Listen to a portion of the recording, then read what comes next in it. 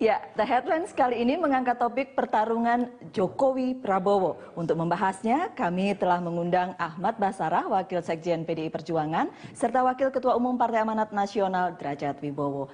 Hadir pula panelis Don Bosco Selamun, pemimpin redaksi Berita 1 News Channel, dan Bambang Harimurti, wartawan senior dari Tempo. Bapak-bapak, terima kasih sudah hadir di The Headlines. Dan pemirsa, seperti telah diprediksi mayoritas partai politik menghimpun diri dalam poros Joko Widodo dan poros Prabowo Subianto.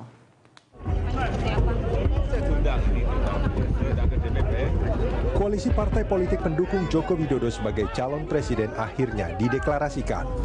Inilah koalisi tiga kaki yang diperkuat PDI Perjuangan, Partai Nasional Demokrat, dan Partai Kebangkitan Bangsa.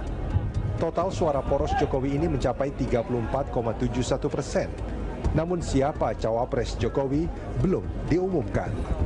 Jokowi, ingat, sampean tak jadikan calon presiden. Tapi jangan lupa, jangan ingat capresnya aja. Tapi Anda adalah petugas partai yang harus menjalankan apa yang ditugaskan oleh Partai Demokrasi Indonesia Perjuangan. Pesaing Joko Widodo yang sudah pasti adalah Prabowo Subianto. Capres Partai Gerindra ini mendapat tambahan amunisi koalisi dari Partai Amanat Nasional.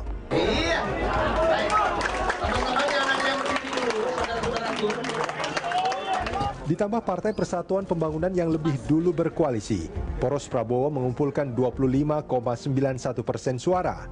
Cukup untuk melenggang ke Pilpres Juli mendatang. Poros ini menduetkan Prabowo Subianto dengan Hatta Rajasa, Menko Perekonomian yang mundur dari kabinet demi fokus ke Pilpres. Bagaimana jurus poros Jokowi dan poros Prabowo memenangkan Pilpres Juli mendatang?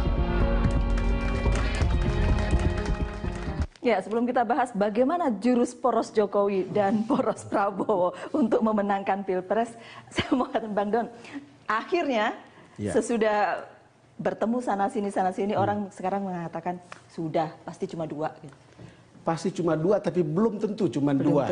Dua. Karena masih ada dua partai yang masih jomblo.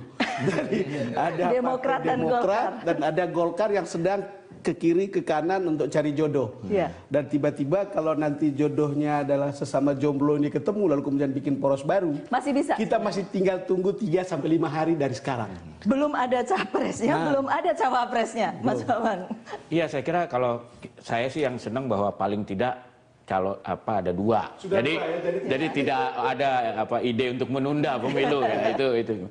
Tapi saya setuju, Bang Don malah sebetulnya ada 3 kan, selain Golkar, Demokrat, sebetulnya Hanura juga belum menyatakan sikap. Dan ini kan kira-kira hampir 60% sebetulnya kalau 40% suara ya, yang partai yang memperoleh 40% suara belum menentukan apakah akan ikut poros yang satu atau akan membuat poros sendiri. Tapi sudah ada indikasi sih karena Pak SBY sudah bilang saya jadi wasit. Apakah itu pertanda ya? Jadi waktu Prabowo dan Hatta menghadap ke SBY, ya, dia mengatakan saya jadi wasit ya. Nah, apakah itu pertanda bahwa Partai Demokrat akan menarik diri, tidak ikut dalam ini? Jadi penonton saja gitu. Orang juga Demokrat akan menarik diri, tapi ada Golkar yang kemudian sudah jalan-jalan kemana-mana. Yang terakhir dengan Bu Mega, sudah sejauh mana? Gitu. Sudah semuanya lancar. Mendeklarasikan secara resmi hari Jumat kemarin. 3 partai Rabu kemarin, tanggal 14. Lagi-lagi tanggal 14 yang dipilih oleh Ibu Mega, Pak Jokowi tanggal 14 Maret. Tapi nanti mencalonkan presiden, mendaftarkan presiden tidak calon tidak mungkin tanggal 14 karena tanggal 20 besok sudah terakhir. Tapi jam 14 bisa. Dan secara regulasi undang-undang Pilpres tentang batas kuota parpol atau gabungan parpol mengajukan pasangan capres dan cawapres itu sudah memenuhi syarat yang diatur oleh undang-undang. Tetapi karena PDI Perjuangan ideologinya gotong royong, intisari dari Pancasila, Ekasila, gotong royong, kami tetap membuka peluang. Katanya mau koalisi yang ramping. Ramping dalam pengertian, kalau kemudian banyak partai-partai yang merubah paradigma untuk kemudian masuk dalam satu model kerjasama politik yang tidak mengedepankan transaksi politik, seharusnya kan kita syukur alhamdulillah. Ini kan paradigma baru yang sedang ditawarkan oleh PDI Perjuangan di dalam model kerjasama pilpres. Karena dalam pilpres-pilpres sebelumnya di era reformasi ini kan selalu saja hubungan kerjasama politik atau yang populer dengan koalisi politik itu diawali dengan transaksi suara dan kemudian kompensasi. Tapi sejauh ini dengan Golkar masih ada ganjalan tidak? Secara bertemu ibu politik ya komunikasi masih terus dijalin. Terjadi komunikasi antara Ibu Mega dengan sudah naik dari Jokowi kemudian ke Ibu Mega. Ini kan satu bentuk komunikasi yang bertahap ya. Sebelumnya Mbak Puan selaku Ketua BP Presiden dan Pak Cahyo menjalin komunikasi juga dengan Pak Ical, kemudian dilanjutkan dengan tahap komunikasi dengan Pak Abu Rizal Bakri. Nah, tentu saja komunikasi politik itu dengan tetap memegang teguh prinsip-prinsip kerjasama yang sudah diterapkan bersama dengan Partai Nasdem dan Partai Kebangkitan Bangsa. Yang pasti masih terbuka ya. Tapi Mas Derajat, Golkar juga ke arah poros Prabowo loh pada saat itu. Setrika, Bang. Benar. Kalau dengan poros Prabowo bagaimana pembicaraannya? Kalau Bang Ical itu dari dulu selalu kita beri karpet merah ya, bukan hanya karpet kuning, karpet merah ada birunya. Bukan punya PDI Perjuangan ya karpet merah itu ya. Ya, jadi bukan hanya karpet kuning, karpet merah dan ada warna kuning dan biru.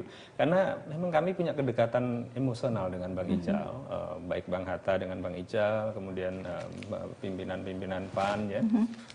Kemudian Mas Bowo juga sama Bang Ical itu ya udah kawan lama ya. Jadi sebenarnya dengan Golkar ini kita sangat amat akrab gitu. Ini walaupun Golkar itu mondar-mandir tetap pada akhirnya kalau memilih salah satu bisa diterima di mana saja. Itulah politik. Jadi memang apapun yang terjadi dalam pilpres. Marah itu dari sini ke sana, siapapun pemenang pilpres itu tetap perlu Golkar. Itu realitas politik yang mau tidak mau, itulah realitas politik Indonesia. Juga jangan melihat satu sisi proses pilpres ini sebagai satu proses perebutan kekuasaan politik. Tetapi pendidikan politik saya kira juga penting. Nah, apa yang dilakukan oleh berbagai pimpinan partai politik dengan menjalin silaturahmi, komunikasi politik, itu saya kira bagian dari pendidikan politik. Supaya rakyat di bawah ini tidak diberikan tontonan tentang politik yang tegang, saling menghujat, saling menghina satu sama lain gitu. Saya kira hikmah itu bisa kita petik juga. Jadi Bang Don, Mas Redar katakan bagaimanapun perlu Golkar. Iya. Kan kita semua tahu bahwa pemenang realnya dalam pemilu ini adalah Golkar. Partainya memenangkan suara nomor 2 di Pileg, tetapi orang-orangnya ada di Hanura, ada di Nasdem, ada di PDIP, jadi ada di itulah orang-orang Golkar semuanya. Gitu. Jadi kalau orang mengatakan seperti kata Mas Derajat tadi, orang memerlukan Golkar, iya. Yang menarik kan manuver seperti ini. Kemarin itu begini kira-kira. Di tengah-tengah wartawan itu ceritanya begini, Mas. Ya gimana ya, kok Golkar sebenarnya tidak akan dilirik orang gitu. Sama seperti Demokrat, Pak SBY kan tenang-tenang sekarang. Tadi Mas Bambang bilang jadi wasit.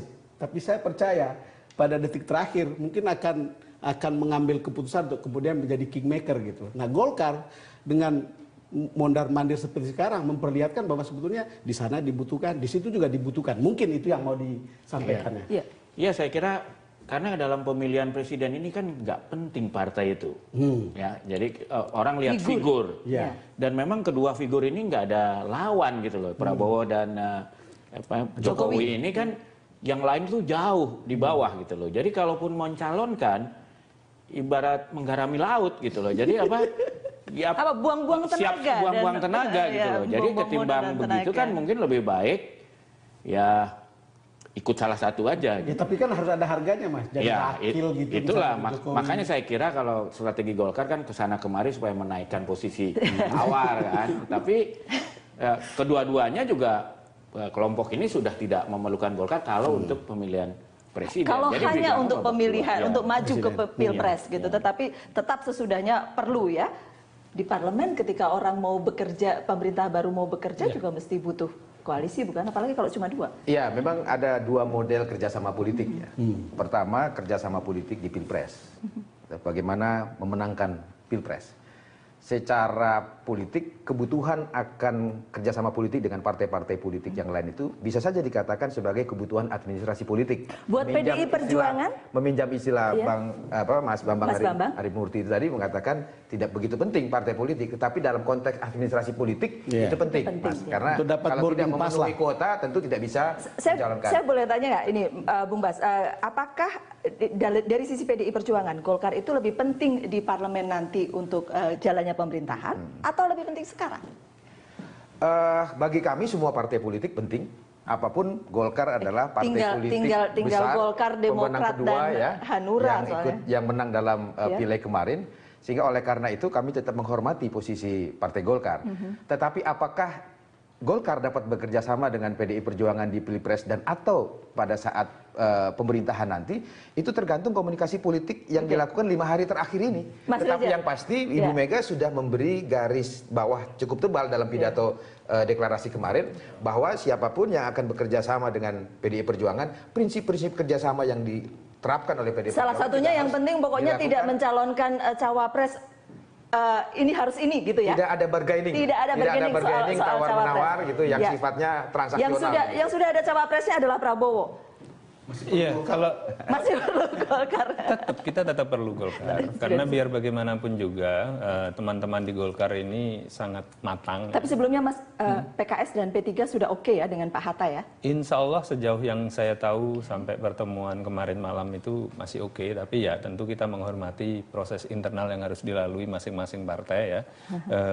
Dan kami sangat berharap memang Golkar bisa bergabung ya, karena teman-teman Golkar ini pengalamannya luar biasa di lapangan dan kemudian juga ilmunya juga banyak sekali ya. Jadi Mas Derajat, kan pengalaman Golkar di lapangan kan bukan hanya yang baik-baik. Iya, tentu kita Kan harus dia menyaring. meninggalkan masa lalu yang sekarang kita juga tahu. Betul. Kita menerima warisannya. Ya, betul. Jadi tentu kita bisa menyaring siapa yang memang betul-betul pejuang politik ya. Banyak orang-orang baik di Golkar ya, Mas Tantowi ya, bahkan Mas Bambang Susatyo pun saya sangat respect ya. Jadi banyak petarung-petarung sejati di Golkar dan kita memerlukan untuk pemenangan Pilpres. Jadi kalau dari kami hubungan emosional itu sudah sangat panjang, sangat bagus ya. Dan kemudian sekarang Golkar ada dinamika, kita hormati karena itu rumah tangga Golkar. Tapi saya bahkan tidak segan-segan saya sampaikan ke beberapa teman-teman di Golkar, I'm begging you to be with us. Saya memohon betul kepada Anda supaya bisa bergabung dengan kami. Tapi kalau Anda sudah membuat keputusan, tentu kami menghormati. Begging, tapi wakil presidennya tetap Hatta Rajasa, itu persoalannya. Nah, yang ingin saya katakan tadi kembali kita soal manuvernya Pak ARB ya. Ini kan Rapimnasnya tanggal 18. Jadi ada beberapa hari. Dan kemudian manuver ini memang bekal untuk Rapimnas kelihatannya. Karena yang kita dengar sekarang ini DPD 2 akan punya suara yang keras di situ, DPD 1 punya suara yang keras di situ karena ada faksi-faksi di dalamnya. Mungkin manuver ini cukup membantu untuk membuat situasi itu ada jawaban lah kira-kira. Cuma kalau kemudian mau transaksi cawapresnya Pak Prabowo sudah. Tapi gini, untuk berita satu itu the next news making events itu adalah Golkar. Oke, kalau gitu kita lanjutkan lagi. Sesaat lagi The Headlines akan kembali untuk Anda tentang pertarungan Jokowi Prabowo. Calon wakil presiden untuk Joko Widodo dan Prabowo Subianto diprediksi bakal menentukan pemenang Pilpres mendatang. Bagaimana kemudian rapor Hatta Rajasa, Yusuf Kala, dan Mahfud MD bila menjadi cawapres untuk Prabowo ataupun Joko Widodo? Kita simak hasil survei dari SMRC berikut ini. Ini adalah survei dari SMRC. Jika capres dan cawapres pilihan disandingkan, Joko Widodo dengan Yusuf Kala akan mencapai persentase 46,1. Kemudian jika Prabowo disandingkan dengan Hatta Rajasa, posisinya 32,1%. Bagaimana kemudian jika Abu Rizal Bakri dengan Wiranto 9,2%? Ini yang disebut Mas Bambang jauh sekali kalau itu posisi gitu ya. Jadi tidak usah buang-buang tenaga. Bagaimana jika Joko Widodo bersama Mahfud MD? Posisinya adalah 47,6%. Kemudian bagaimana apabila apabila masih sama Prabowo dengan Hatta Rajasa tetapi melawan Joko Widodo bersama Mahfud, maka posisinya adalah 27,4%. Dan Abu Rizal bersama Wiranto posisinya ada di 12,2%. Masih jauh kalau mau hitung-hitungan realistis begitu ya Mas Bambang, seperti Mas Bambang katakan tadi, ya sudah gitu. Iya. Akan ada 2 poros betul gitu. Dan kalau hanya 2 yang bertarung kan kita satu putaran saja selesai. Gitu. Hemat energi juga. Ya, tapi yang bahaya dari kita membaca poll seperti tadi kan yang kita belum tahu sebetulnya berapa yang belum memutuskan. Iya. Jadi pertempuran ini kan untuk yang belum memutuskan. Cuma bagi kelompok Jokowi ya tinggal sedikit aja merebut itu, sementara bagi Prabowo masih banyak yang harus diperebutkan. Kalau saya sih melihat bagi Golkar maupun Demokrat ini kan, kalau Golkar sebetulnya Abu Rizal Bakri berkepentingan agar dia tetap punya posisi kuat pada saat Rapimnas tanggal 18. Kalau saya lihat kepentingan Demokrat, sekarang kan Pak Hatta besannya sudah ada di Gerindra, ada di Prabowo. Jadi pasti saya lihat pasti Demokrat ini lebih suka sebetulnya ke PDIP. Karena kan seperti juga supaya menjadi penyeimbang. Dan juga ada kesinambungan kan Pak SBY itu pengen yang dia dukung adalah yang presiden yang akan banyak meneruskan apa yang sudah direncanakan perubahan dan kesinambungan. Ya, perubahan dan kesinambungan itu. Jadi saya lihat pasti konsentrasi, dan ini dari sebelumnya juga Demokrat itu sebetulnya pengen ke PDIP. Cuma karena ada masalah Ibu Mega yang punya sikap tertentu terhadap Pak SBY sebagai pribadi, ini ditolak terus. Tapi sebenarnya saya pengen tahu sebenarnya PDIP sekarang bagaimana sih melihat Demokrat ini? Iya, bagi PDI Perjuangan melihat teman-teman partai politik lain, kita membagi dalam beberapa kategori. Ada teman taktis, ada teman strategis. Nah, indikatornya ada teman tapi mesra. Ada persamaan atau kedekatan ideologis. Dari perspektif ideologis, sebetulnya Partai Demokrat itu adalah sama-sama partai nasionalis, sama-sama yang ingin memperjuangkan dan menegakkan Pancasila sebagai dasar ideologi negara kesatuan Republik. Sebenarnya tidak ada masalah kalau tidak ada masalah komunikasi ya. Ideologis sebetulnya tidak ada persoalan dengan. Dan Mas Bambang, komunikasi politik dengan elit Partai Demokrat itu pun tetap dilakukan. Mbak Puan selaku ketua BP kecuali tingkat tingginya yang tidak ya. Jadi nggak ada KTT tetap. Gitu. Bagaimana? KTT-nya yang nggak bisa terjadi. Itu saya kira soal cara memulainya saja. Menurut saya gini, kita amati aja sampai tanggal 20 ini. Kalau bisa ketemu Ibu Mega dengan Pak SBY, selesai itu. Tapi kalau nggak ketemu ya sudah.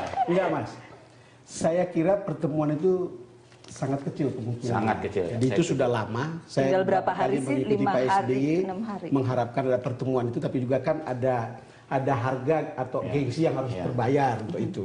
Yang menarik tadi itu memang betul. Ada pertanyaan, kemana Demokrat? Besan sudah bergabung dengan Gerindra, lalu Pak SBY kemana? Ada yang mengatakan dia akan diam saja. Mas Bambang bilang wasit, ya udah selesai berarti di luar. Saya termasuk orang yang mengatakan kalau gagasan dia benar untuk kesinambungan dan perubahan, PDIP adalah temannya. Dan yang sangat menarik adalah cerita ketika Pak Hairul Tanjung ditunjuk sebagai Menko Perekonomian untuk menggantikan Hatta Rajasa. Hairul Tanjung ini adalah orang Ken yang tahu dan menyusun rencana tentang blueprint ekonomi dan kawasan MP3EI itu. Lalu saya yakin dia akan menggunakan 5 bulan ini, dan untuk seorang pengusaha waktu 5 bulan itu adalah waktu yang lebih dari cukup untuk membuat semua hal yang mungkin akan disinambungkan dengan pemerintahan baru yang akan datang. Disitulah peluang kemungkinan untuk melakukan deal-deal politik dengan Demokrat. Walaupun entah dengan ada atau tidak pertemuan dengan SBY dan Ibu Megawati.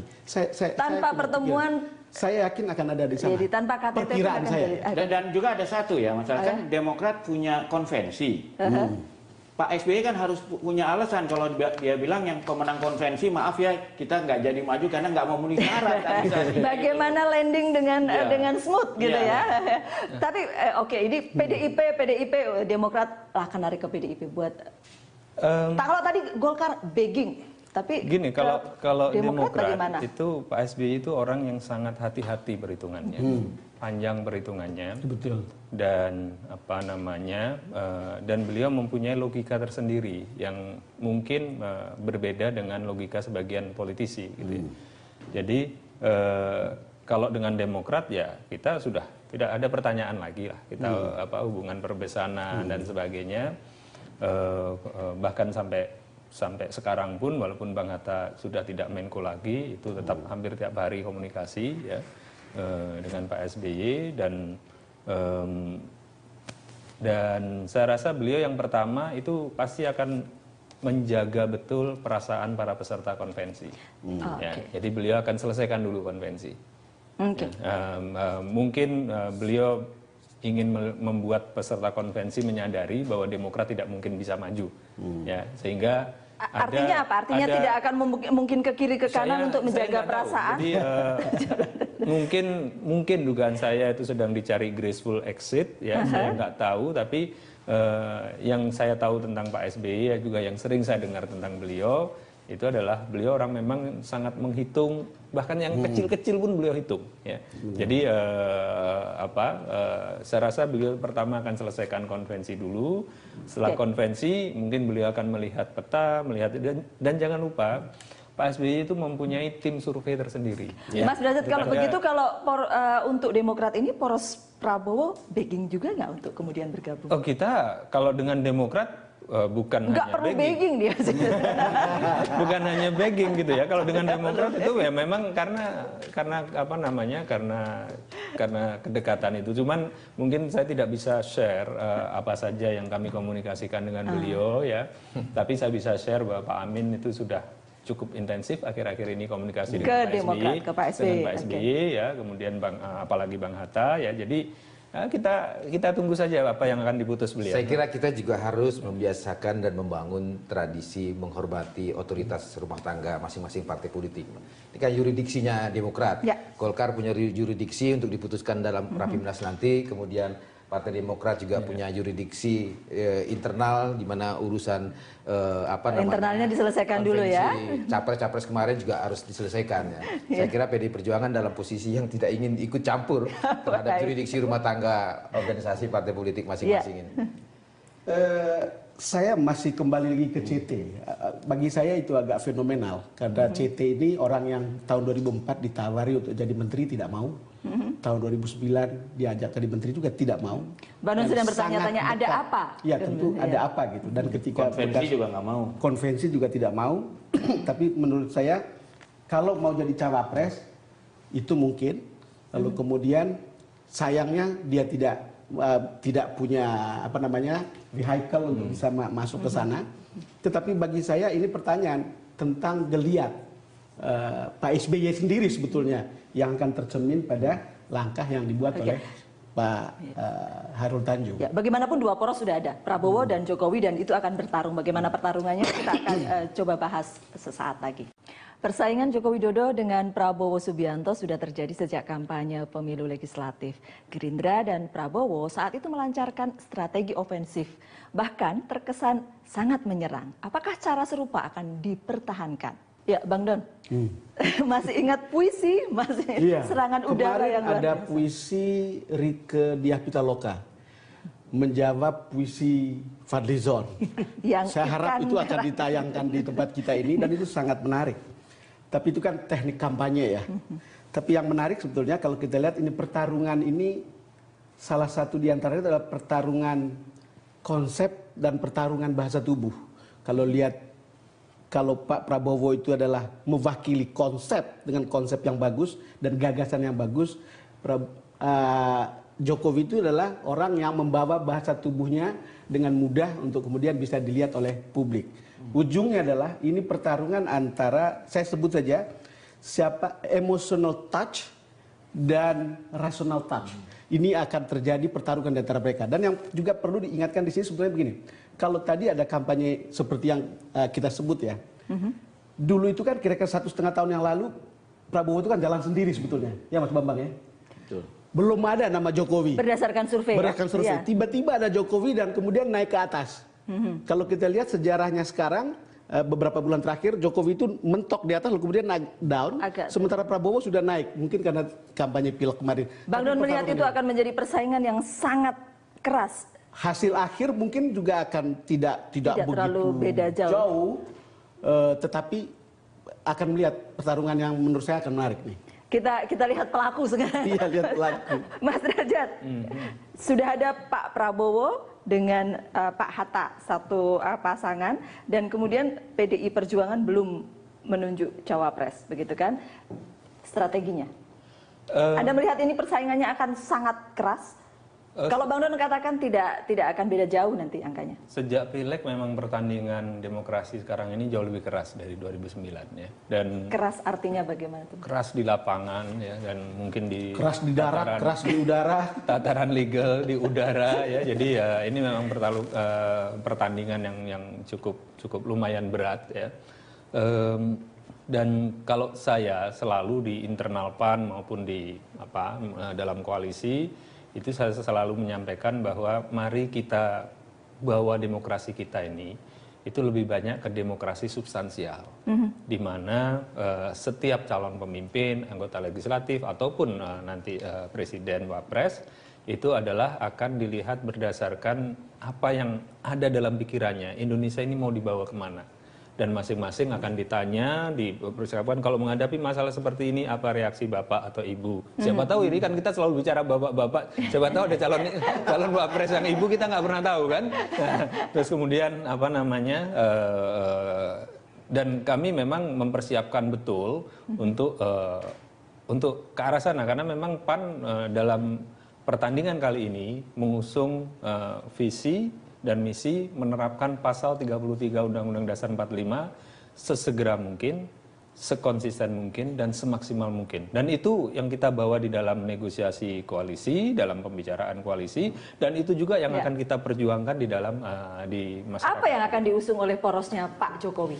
Ya, memang ini adalah pertaruhan bagi proses demokrasi yang sedang kita bangun ya. Bagi PDI Perjuangan, momentum Pilpres itu seyogyanya tidak hanya diproyeksikan bagi partai-partai politik untuk merebut atau mempertahankan kekuasaan politik, tetapi juga di dalamnya mesti ada proses pendidikan politik bagi rakyat. Nah, kalau kemudian proses kampanye ini dipakai oleh para capres maupun partai-partai politik untuk melakukan tindakan-tindakan yang bersifat black campaign dan lain sebagainya, yang itu secara komunikasi politik atau komunikasi massa dapat merusak psikologi massa, saya kira partai politik akan memberikan investasi buruk bagi proses demokratisasi yang akan kita bangun. Sehingga oleh karena itu saya senang, saya kira kalau ada orang-orang partai yang berlatar belakang akademisi seperti Mas Derajat ini, kita harapkan cara kampanye pun santun gitu ya. Yang ke depan akan santun. Isu yang memainkan sentimen suku, agama dan sebagainya, yang itu bisa di internal pun saya termasuk yang paling keras menentang kalau isu SARA itu dimainkan. Bahkan ketika muncul yang foto Jokowi UE itu, saya bilang so what kalau misalkan kalau betul Mas Jokowi itu ada darah Chinese, so what? Nggak ada masalah. Nggak ada masalah. Jadi kita tidak bisa lagi melihat seperti itu. Kampanye santun. Saya sih yakin lah kalau dari pejabat-pejabat resmi kedua kelompok. Yang tidak yakin adalah apa yang terjadi di lapangan. Kampanye negatif. Di lapangan. Karena kampanye negatif dilakukan tim lain di lapangan, tim siluman istilahnya ya. Dan saya lihat memang dua-duanya kan ada pasti unsur serangan. Kalau Mas Bambang, tim silumannya itu kadang-kadang wartawan loh. Ya saya kira macam-macam lah tim siluman itu ya. Dan apalagi melalui fitnah-fitnah melalui sosial media itu kan paling gampang dilakukan ya. Saya sih berharap kalau fitnah-fitnah itu dilakukan early in the game. Jadi masih banyak waktu untuk mengklarifikasi tentang itu. Kan kayak kemarin kan kurang aja bayangin Jokowi disebut agamanya beda, orang lain yang kebetulan namanya Joko Widodo diplesetkan seolah-olah itu Jokowi. Itu kan menurut saya jahat. Tapi kalau kita pun nggak tahu siapa yang melakukan itu gitu loh. Jadi tetap tidak yakin bahwa akan jadi santun juga. Nggak, tapi kalau saya sih merasa gini ya, problemnya dari Pak Prabowo itu istilahnya tuh kalau di Amerika atau negara maju yang dicek itu kan negatif list ya, atau negatif. Mas Prabowo itu memang negatifnya berat. Jadi untuk orang kalau sudah benci itu untuk diubah nggak mungkin. Jadi dia akan cari orang yang masih floating. Bagaimana dengan Jokowi? Nah kalau Jokowi ini karena keuntungnya dia belum terlalu terkenal tuh negatif listnya masih kecil. Daftar kecil negatifnya sekali, ya. pendek gitu ya. Itu sama seperti Pak SBY tahun 2004 itu tidak ada negatif ininya, listnya ya. Nah, tapi kalau sekarang Pak SBY maju, wah, beda lagi urusannya. Ya. lagi. Nah ini problemnya. Iya, jadi ya akan lebih mudah buat Jokowi kalau posisinya begitu kan? Ya, maksudnya jadinya posisinya timnya Prabowo itu harus menciptakan negativity pada Jokowi, itu godaannya besar sekali itu. Mas Bambang, Mas Bambang, perlu dicatat juga bahwa dalam konteks pencapresan Jokowi ini baru mendeklarasikan dan melaksanakan tugas-tugas atau fungsi-fungsi sebagai capres itu baru sejak 14 Maret 2014 yang lalu. Sementara Pak Jokowi itu Pak Prabowo pasca kekalahan dalam Pilpres 2009 dia running well terus. Kampanye serangan udara, serangan darat dan lain sebagainya itu. Mengurangi list negatif atau kemudian menyerang lawan di posisi negatif. Gini ya, saya orang yang percaya sebagian di antara rakyat itu sudah punya pilihan. Jadi mau diserang kayak apapun itu tidak akan goyah.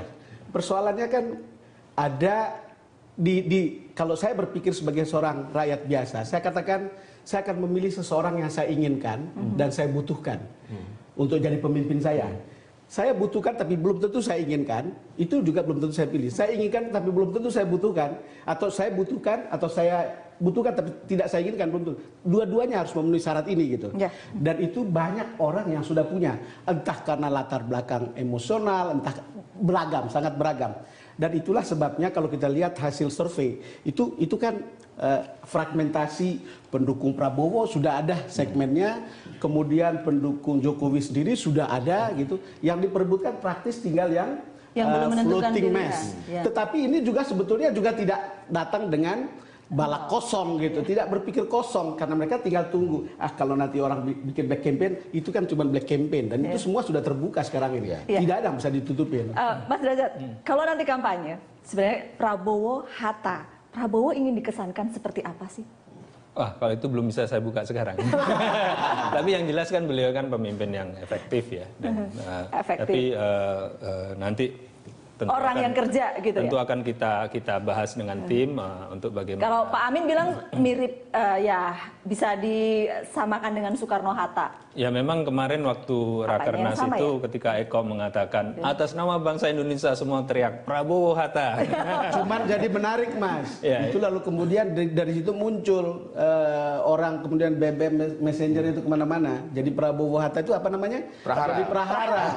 Setelah dikoreksi lah. Padahal bukan ya Mas Derajat, itu Pranata ya bukan? Bahkan kalau waktu Prahara itu saya sempat mikir lebih bagus Prahara untuk menghapus semua kezoliman yang ada. Ya kan? Tapi Prahara 98. Jadi apa namanya? Prahara 98 itu Pak Amin menciptakan Prahara. Sehingga berubah kan, merubah kejadian. Kalau enggak Tempo udah nggak ada. Benar, kalau nggak ada reformasi mungkin Tempo udah hilang sekarang. Jadi sudah hilang sebelum 96. Jadi sekarang apa namanya? Hatta apa sih? Kalau Bang Hatta ini kan manajer dan solidarity maker yang bagus sekali. Oke, solidarity maker. Yang satu bekerja, satu solidarity maker. Tapi tentu akan ada tim tersendiri yang akan menggodok ya bagaimana, dan kemudian juga sejauh yang saya amati sekarang itu semakin kesini dan semakin sering Mas Jokowi itu muncul di media, itu kalangan kelas menengah loh, kok begitu loh.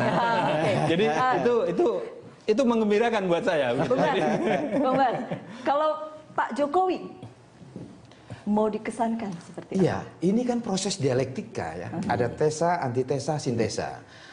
Munculnya figur Jokowi ini kan sebetulnya dianggap sebagai antitesa dari figur kepemimpinan Pak SBY. Selama 2 periode yang saya kira beberapa kategori tentang bagaimana penampilan, pencitraan, kemudian lain-lain sebagainya. Nah, Pak Jokowi dianggap figur pemimpin otentik yang mampu menjawab antitesa itu. Jadi pemimpin yang jujur, yang bersih, yang dekat dengan rakyat, yang mau jujur, bekerja. Bersih, merakyat. Kalau begitu pasangannya harus seperti apa? Kalau bicara tentang soal konsepsi-konsepsi, sudah banyak sekali pemimpin-pemimpin bangsa kita ini yang mengedepankan konsepsi-konsepsi. Mas Tapi dalam tataran implementasi, kami ini juga sudah lebih dari 20 tahun Lebih dari 25 tahun sudah jadi wartawan. Dan memang kita menemukan banyak sekali orang pintar yang bikin konsepsi, tahu semua tentang A sampai Z-nya negara ini. Tapi betul, yang penting itu yang bisa buat. Tetapi kalau begitu posisinya, pasangannya mau seperti apa? Gitu kan? Kalau Pak Hatta, solidarity... Ya, sebetulnya itu memudahkan ya, bahwa Prabowo sudah memilih Hatta Rajasa. Jadi kira-kira di kelompoknya PDIP itu sudah lihat, oke, kalau gitu pasangannya harus non Jawa juga ya untuk merebut. Jadi saya kira Pak Mahfud ini kansnya udah kempes kalau menurut saya. Ya. Pak Mahfud itu orang Madura, bukan orang Jawa juga katanya. Saya pikir kalau diantara yang diomongin Pak Yusuf Kalla dan Pak Samad itu besar karena luar Jawa. Dan kalau kita lihat di titik lemah kuat, kan kalau di popularitas kejujuran pasti kalah menang Jokowi, tapi di ketegasan kan dia dianggap lemah, maka akan dicari. Nah dalam hal ini orang yang tegas, ya, Hatta dan kalau Pak Hatta kan sebaliknya dari Prabowo pengkas ini Pak Hatta kan banyak pertimbangan, sehingga akan dicari juga yang kira-kira orang yang tegas sebagai wakil presidennya. Nah ini JK dan si ini juga masuk dengan apa sama ya. Jadi luar Jawa, ya, tinggal masalah usia mungkin. Apakah yang kan nggak penting lebih tua atau lebih muda kata Pak Jokowi. Kita akan kembali sesaat lagi. Ya, The Headlines kita lanjutkan kembali. Bang Don, sudah ada Prabowo dan Hatta, figur sudah lah pokoknya, tinggal kurang satu. Tetapi kemudian kalau kita mau memenangkan Pilpres kan juga harus ada mesin partai, mesin politiknya. Iya, mesin politik. Tapi kembali lagi kepada figur, saya tertarik dengan apa yang dikatakan oleh Mas Bambang. Karena sudah ada postur lawan kan nih Mas Bas. Postur lawan itu adalah Pak Prabowo sama Hatta. Maka sekarang Jokowi dengan siapa gitu. Kalau saya sih melihat ya, tidak ada data, tidak ada angka, kita bicara perasaannya. Rasa-rasanya ketika Pak SBY tidak lagi menjadi penguasa karena tidak boleh oleh undang-undang, orang berpikir tentang sebuah new hope, new age gitu ya. Dan itu siapa yang bisa gitu? Bisa dari segi konsep mungkin Prabowo Hatta gitu, bisa juga dari segi dari Jokowi dengan siapa gitu.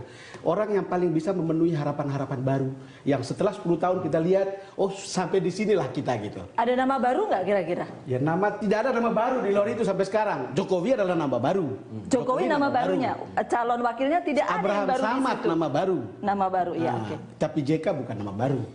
Apa kata PDI Perjuangan? Iya, yang pertama bagi PDI Perjuangan secara kuat ideologis tentu kami tidak mungkin mendikotomikan pemimpin-pemimpin bangsa yang akan dipilih ini berdasarkan perbedaan suku, agama, profesi dan sebagainya. Kami selesai soal itu.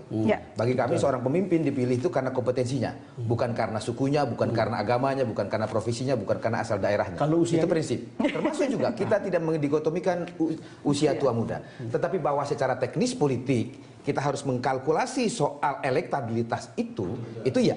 Sehingga oleh karena itu kalau berbicara tentang siapa cawapres dengan kriteria apa yang akan disandingkan untuk Pak Jokowi, percuma bagus-bagus nggak terpilih gitu. Yang pertama adalah figur tersebut harus menambah faktor elektabilitas dan memastikan kemenangan. Dari beberapa survei ini, Bung Bas, faktor wakil presiden itu tidak menambah elektabilitas sejauh ini. Kriteria ini satu tarikan nafas. Jadi ketika kami menentukan cawapres, ini juga akan terkait tentang bagaimana kami akan menyusun dan menyelenggarakan kekuasaan pemerintahan negara. Oleh karena itu selain dia memastikan kemenangan bagi pasangan Pak Jokowi, dia juga harus mampu memastikan akan menjadi duet presiden dan wakil presiden menjadi kepemimpinan duit tunggal dalam rangka menjalankan pemerintahan yang solid, bersih dan efektif.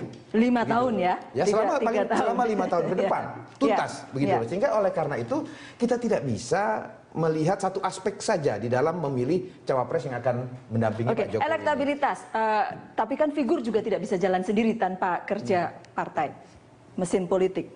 Ada Gerindra, ada PAN, ada P3 dan PKS. Iya, selalu kan rujukannya itu survei. Orang PKS dianggap paling militan gitu kan? Begini, rujukan kan selalu survei, baiklah. Survei ya. Tapi survei ini kan tidak pernah punya tolak ukur.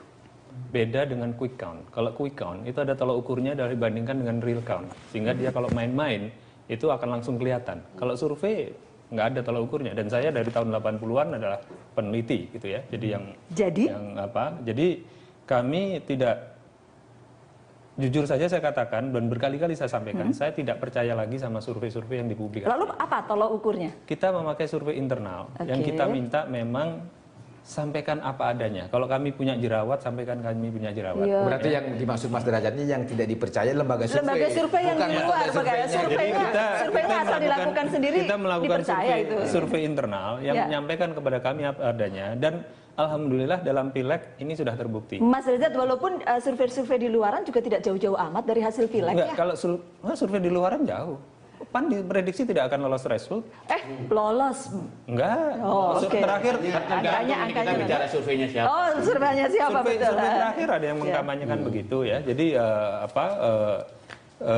kita punya survei internal dan dari situ kami memang tahu kami tertinggal sekarang ini, tapi itu adalah dalam selang yang masih bisa dikejar untuk sampai bulan Juli dari sisi gitu ya? pemenangan. Ya, jadi karena itu ya memang kita mesin-mesin partai itu akan digerakkan. Makanya saya tadi mengatakan bahwa kita betul-betul perlu Golkar, perlu Demokrat itu untuk Saya bisa memahami. Kalau tadi kita lihat poll yang sebelumnya, satu-satunya cara bisa menyusul adalah kalau semua pemilih calon ketiga tadi, yaitu Golkar dan Hanura atau Golkar dan Demokrat itu pindah jadi memilih Prabowo. Gitu loh.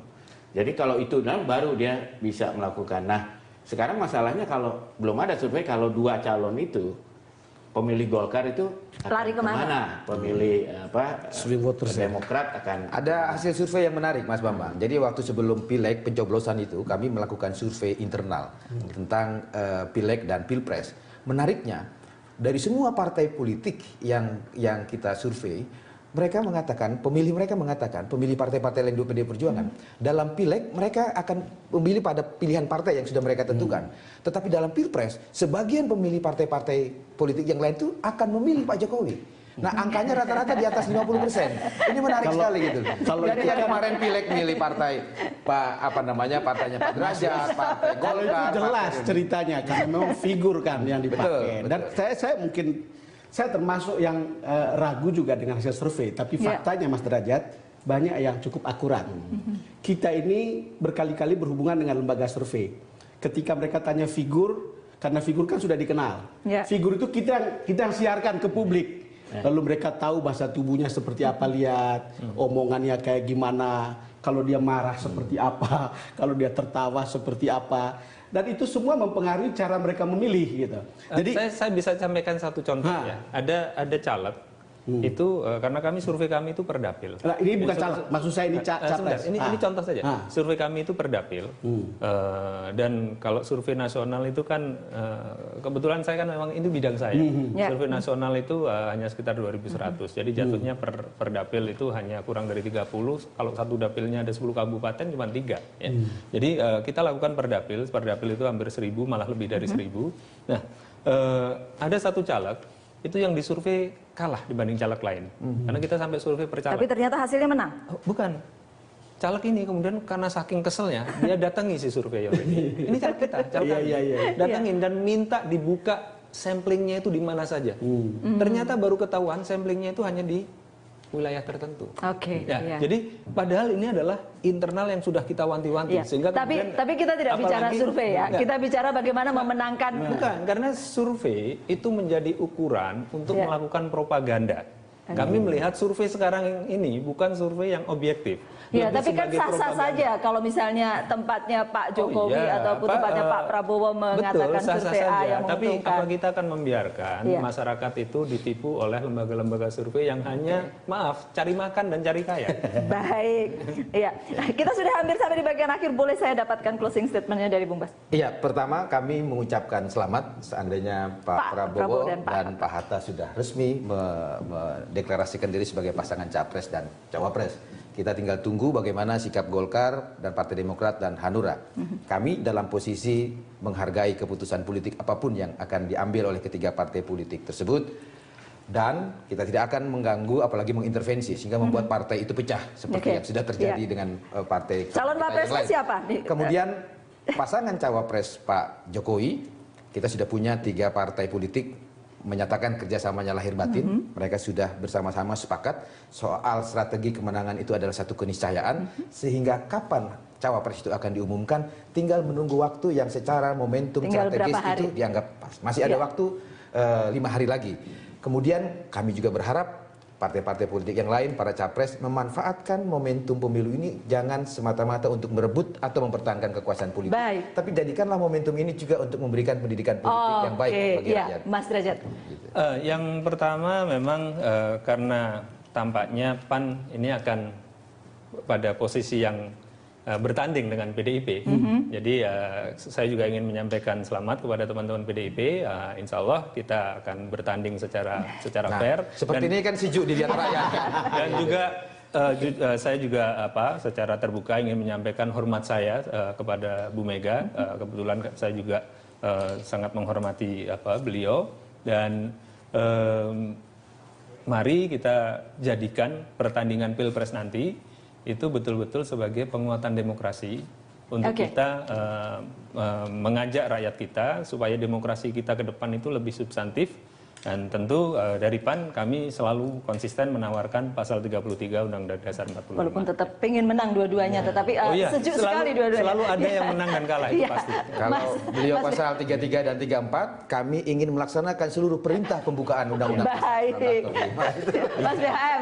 Ya kalau saya sih menariknya begini, ini kan pertandingan antara setelah kita 15 tahun bereformasi, ya, ini kan pertandingan antara 16 figur tahun ya Mas ya. Yang masih di sebelum reformasi, orang-orang sebelum reformasi, dengan kelompok yang kalau figur Jokowi itu kan produk reformasi, dia mulai dari wali kota, dari gubernur, dan sekarang mencalonkan presiden, nggak pernah terlibat Orde Baru dan sebagainya. Jadi ini adalah satu pertarungan, apakah kita akan kembali ke Orde Baru? Ya, karena itu terjadi juga di negara-negara Eropa Timur. Ya, setelah berapa tahun yang mantan-mantan partai komunis itu ada juga yang menang gitu. Tapi ada negara yang mereka melanjutkan reformasi itu ke tahap 2. Nah, kita lihat sebenarnya pertarungan masyarakat yang lama kita akan di mana. Yang generasi baru. Bang Don. Ya, sebagai orang televisi seperti kamu, kita akan menonton kayak setengah sandiwara. Ini kampanye ya, pemimpin-pemimpin politik. Dan kadang-kadang terlihat para politisi ini seperti masuk dalam sebuah ruang ilusi. Dia pikir apa yang disampaikan itu betul-betul yang diinginkan oleh rakyat dan harapannya. Padahal itu yang dia pikirkan dan yang dia rasakan. Belum tentu seperti itu yang benar-benar ada di bawah gitu. Saya ingin melihat bahwa untuk sebagian ya, kita harus hati-hati betul untuk melihat itu. Para politisi lihat itu, publik juga lihat itu. Apakah yang dia katakan itu adalah keinginan yang menurut keinginan dia sendiri, yang menurut dia adalah itu keinginan rakyat, atau benar-benar keinginan rakyat yang sesungguhnya. Dan terima kasih. Dan demikian headline kali ini.